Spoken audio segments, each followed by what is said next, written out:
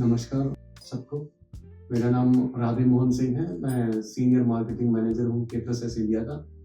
मेरे साथ डॉक्टर सुरेंद्र रुपलिया हैं, डायरेक्टर के प्लस एस इंडिया के, और एक हस्ती हैं जिन्होंने माउंट एवरेस्ट को क्लाइंब किया है। उनसे आज हम बात करेंगे, उनका परिचय जानेंगे और जानेंगे कि उनके एक्सपीरियंस कैसा था इस समिट को क्लाइंब करने के बारे में। K plus S India fertilisers company जो है वो हर तरीके के लोगों से कनेक्टेड है, उनको सामान देती है और उनको सपोर्ट भी करती है। तो प्लीज़ सर आप अपना इंट्रोडक्शन दीजिए और आप बताइए कि आपका जो एक्सपीरियंस था माउंट एवरेस्ट का वो कैसा था। मेरा नाम पवन ग्रेवाल है। मैं हरियाणा से हूँ, भिवानी से, और मैंने 2011 में माउंट एवरेस्ट क्लाइंब किया था। तो वो नेपाल साइड से था और ये अप्रैल से लेके जून तक ये सब एक्सपीडिशन चलती है। तो इसमें हमारे साथ और देशों के भी बंदे हैं, जिसमें ब्राज़ीलियन थे और कई यूरोपियन और एक इंडियन भी मेरे साथ ही था।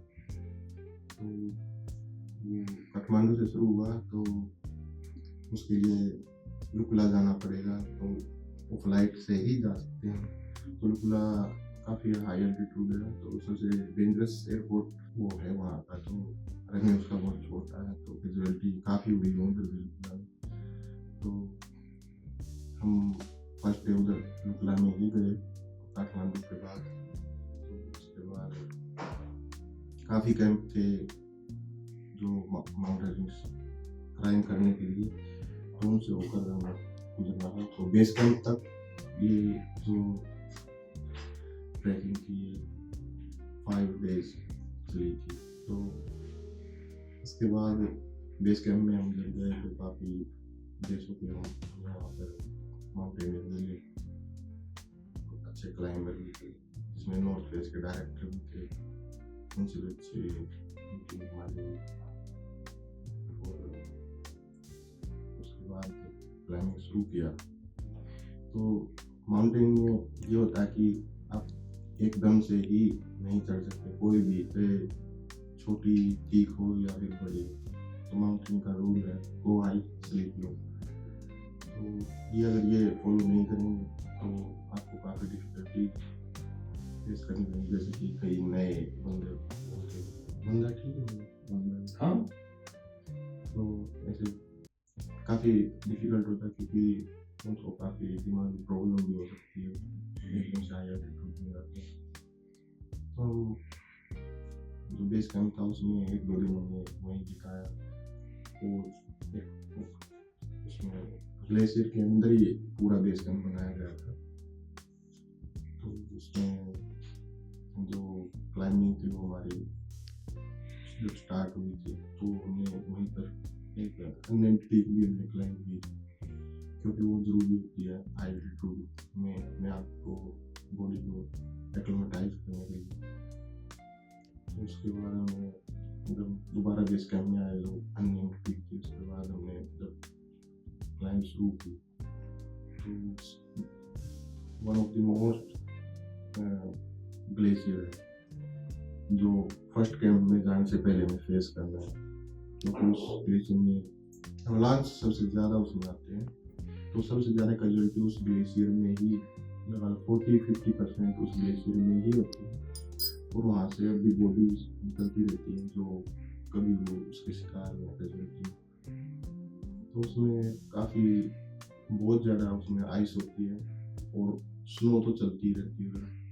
आइस जो होती है वो अवलांच के थ्रू उसमें आती है, तो एकदम इतनी तीखी होती है कि उससे कोई बच ही नहीं सकता। अगर उसके आ गया उसके अंदर में, कोई भी नहीं बच सकता, कितना ही तगड़ा क्लाइंबर हो या कुछ। तो हमने वो किया, तो काफ़ी ये लगा कि काफ़ी मुश्किल है। फर्स्ट डे तो बहुत ही ज़्यादा मुश्किल था, जो लग रहा था होगा ही नहीं, पर इतना क्योंकि डेंजरस इतना था ऊपर से। और फर्स्ट टाइम ये सोच के माउंट एवरेस्ट की जो पीक थी वो दिख रही थी, तो वो बहुत ज़्यादा ही दूर थी, मतलब लगा लो कि इम्पॉसिबल लग रही। उसके बाद हम गए तो फर्स्ट कैंप में गए वापस, फिर हम बेस कैंप में आ गए, क्योंकि कभी भी ऐसा नहीं होता फर्स्ट गए तो नहीं स्लीप करें। क्योंकि वो आइसली ये रूल तो हर क्लाइंबर को करना ही पड़ेगा, वरना वो क्लाइंबर ही नहीं रह सकता, उसको मर ही जाएगा कभी ना कभी। तो इसके बाद हमने 2-3 दिन फिर रेस्ट किया, फिर हमने दोबारा से फिर वो ग्लेशियर पार करना था, फिर वही प्रॉब्लम। उसके बाद हम कैंप 2 गए, तो उसमें काफ़ी टाइम लगा। जैसे ग्लेशियर में जाने से अर्ली मॉर्निंग 5 के आसपास हम स्टार्ट कर दी क्लाइंबिंग। तो फर्स्ट जो कैंप में गए थे वो हमारे से ऑलमोस्ट 8 और 9 आवर्स कंटिन्यू क्लाइंबिंग में लगे। तो इसमें इतनी देर तक उसमें इतनी डेंजरस है, तो ये लगा लो काफ़ी दिक्कत थी उसमें।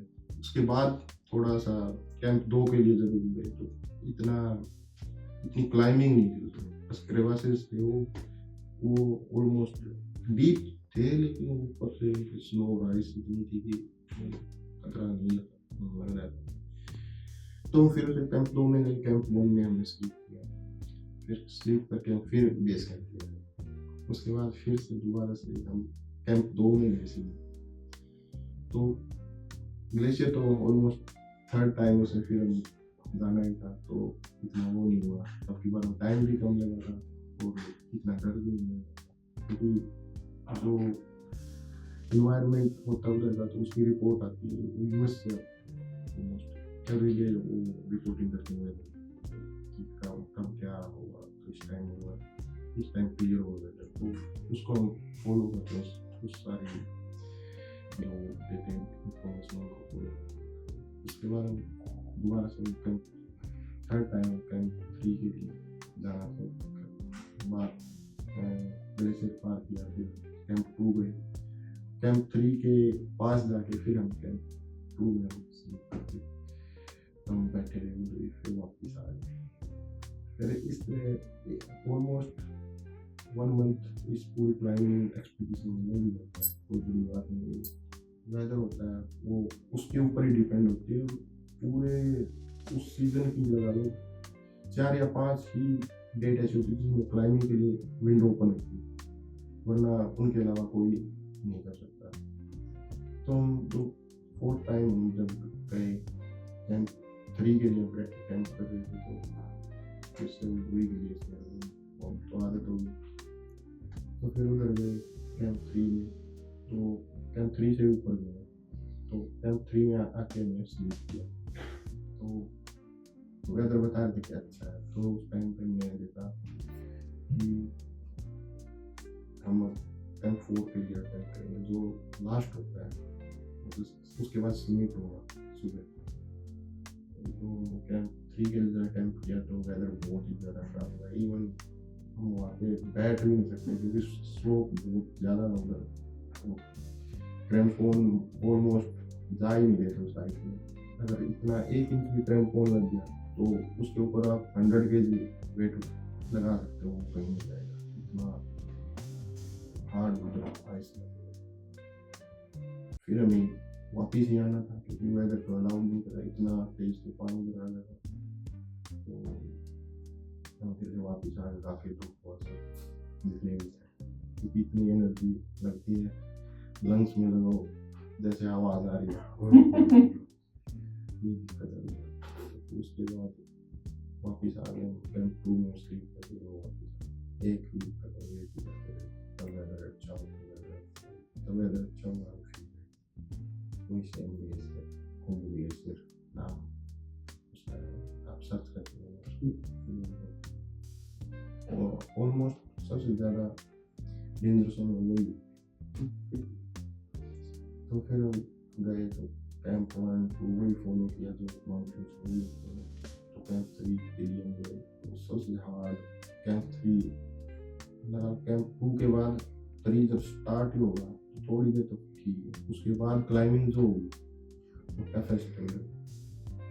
तो इतनी टफेस्ट थी, पहले गए थे पता था कि टफेस्ट होगी, तो हम गए कैंप 3 के लिए वही early morning, always early morning, क्योंकि अगर सन भी निकल गया तो भी दिक्कत है, अगर स्नो गिर रही है तो भी प्रॉब्लम है, अगर सन निकल गया तो कोई दिख तो जाता है उधर इतना बर्न होता है ना, सनबर्न। वो इतनी मतलब लगा लो इतनी गर्मी हो इतना लगा कि हम अपने कपड़े निकाल के उधर आइस है तो उसमें भी हम अपने कपड़े निकाल के भी चल इतना जबरदस्त उसमें गर्मी हो गई।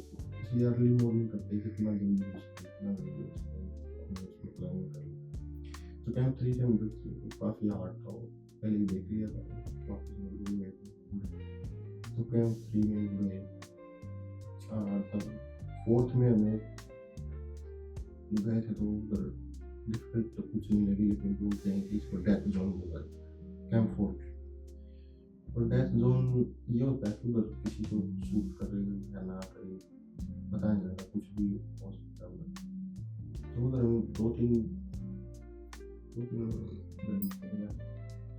हम 4 आवर्स लगा कि वहाँ पे रेस्ट किया सूप पिया और एक और बात की जब हम ऊपर जाते हैं तो हमें ना भूख लगती है ना नींद आती है क्योंकि वहाँ पर ऑक्सीजन इतना कम होता है कि इम्पॉसिबल उधर कुछ भी बोले कि मैं इतना खा लूँगा अगर कुछ भी खाया तो पेट नहीं रखा रहेगा क्योंकि उसके लिए भी ऑक्सीजन चाहिए।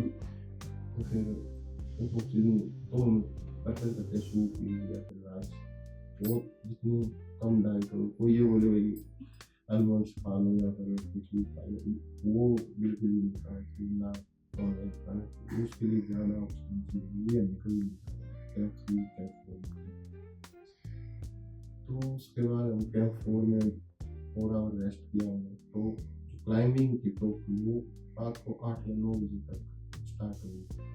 तो 8-9 बजे स्टार्ट करके तो हम जैसे ही चले थे तो ठीक था थक तो गए थे तो फिर पूरी रात फिर हम क्लाइंबिंग करें पूरी रात तो फिर उसके बाद क्लाइंबिंग की तो ऑलमोस्ट लगा कि सनराइज हो रहा था। सनराइज के बाद देखा इधर पीपल था इधर हम खड़े थे उसके अलावा कुछ नहीं और जो टॉर्च बस वही उससे कुछ पास भी नहीं रहा था थोड़ी दूर तक वो वाइट स्नो कुछ भी तो लगा लो कि उधर हम खड़े कैंप 4 से पूरी रात क्लाइंबिंग करके जब ऑलमोस्ट लगा कि पीक ये है तो वो ये नहीं थी उसमें हमें 3 से 4 आवर और लगा कि अब आ गए वो नहीं है बिल्कुल ऐसा लगा कि बहुत मुश्किल है क्योंकि ये माउंटेन में होता है कि जो पीक लगता है कि ये है तो वो ऑलमोस्ट सबसे हार्ड पार्ट होता है बिल्कुल चाहे वो छोटा माउंटेन हो वो तो फिर भी टॉलेस्ट था वर्ल्ड तो फिर उधर क्लाइंब ऑलमोस्ट रीच हो ही गई थी तो मुझे लगा कि ऐसे ऑक्सीजन कम हो गई हमारे पास जो मेरे साथ था उसकी तो ऑक्सीजन खत्म नहीं हो गई थी क्योंकि कुछ ज़्यादा ही उसको स्वेटिंग हो रही थी ऑक्सीजन ज़्यादा लेगा उसकी ऑक्सीजन ऑलमोस्ट खत्म हो तो फिर उसके साथ ही मैं बैठा था थोड़ी देर तो फिर उसको बोला थोड़ी देर चल तो फिर उसको साथ ही लेने गया था थोड़ी दूर के लिए रह गया था मतलब इतनी दूर से वापस आओगे तो भी माना नहीं था सर्टिफिकेट नहीं मिलेगा तो उसको लेके गया फिर मैं वहाँ पे वीडियो बनाई पीक थी बिल्कुल उसमें से बहुत अच्छा लग रहा था बड़ा पता नहीं किधर जैसे बोलते हैं बन गया